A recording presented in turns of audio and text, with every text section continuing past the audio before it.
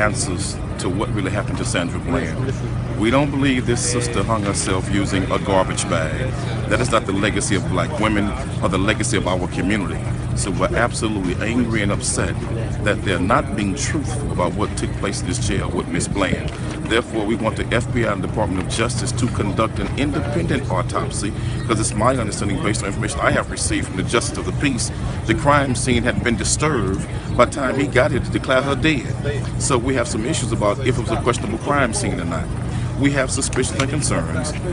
What are the real facts surrounding this case? And was this the case of a young African-American female who was charged with assaulting a police officer, and when she got to this jail, they were going to teach her a lesson by putting her hands on the cop?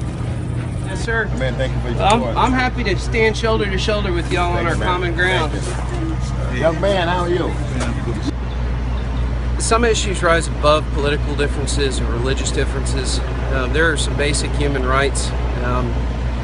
The right to be safe in your person, and the government is supposed to defend those God-given rights. The Sheriff's Department has a requirement to make sure that people that they take into custody are not armed while they're here. They've had multiple deaths, and I think that's attracted all sorts of people. Some like myself that are conservative, and some like the Nation of Islam and the new Black Panther Party. And I think that when events like this occur, the whole community tends to rally around those common ground issues. And I find myself in a strange position of, you know, shoulder to shoulder with people that I don't normally 100% agree with. But those greater human rights, I think, are common values for all Americans.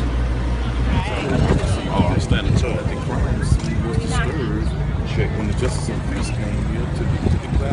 What happened to Sandra Bland? What happened to Sandra Bland? What happened To Sandra Bland? What happened To Sandra Bland? What happened To Sandra Bland? What happened To Sandra Bland? And there have been too many of us that have been killed and taken away from us too soon and unduly. It is time that justice will be served, and God will be the one to deliver that justice. Thank you. I am here as a student, not for myself, but for Sister Sandra, for those who have been taken from us in Waller County, throughout the country, and throughout the world. This is an injustice system, not just at this courthouse, but it's a mental condition that must be addressed through God, and we are here to back him as that Joshua generation to help usher in a new world that will ultimately bring us peace. Thank you. You want to talk about race? Then let's talk about gender. A nation can rise no higher than its woman.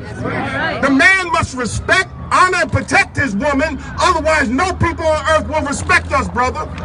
Why are we here? Because our sister was coming here to work at Prairie A&M, and she was taken out of the car. Not only that, she winds up dead, but what angered me just as much is these two big, burly, muscular animals dragged her out the car and body slammed her in the street. The same way they did our 15-year-old sister in McKinney. And if you're a man, you can't take that because you know that the woman is the mother of civilization and your children.